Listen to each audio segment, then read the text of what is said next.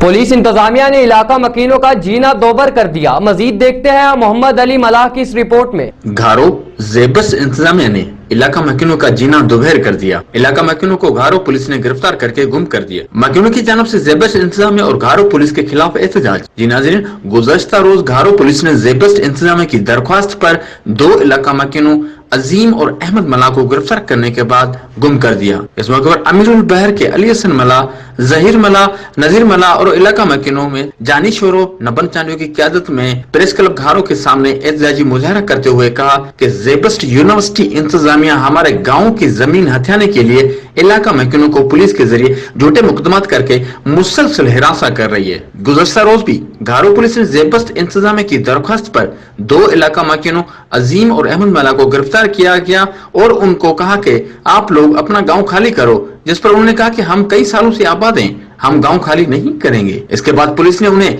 गुम करके गिरफ्तारी से लाताल्लुकी का इजहार कर दिया है, जिससे हमें खदशा है कि इन दोनों इलाका मकीनों को किसी पुलिस मुकाबले में कत्ल किया जाएगा। हम आईजी सिंधु और एसएसपी ठट्टा से मुतालबा करते हैं कि बेगुनाह गिरफ्तार किए गए इलाका मकीनों को आजाद किया जाए। कैमरा टीम के साथ मोहम्मद अली मल्लाह, राज न्यूज, घारो।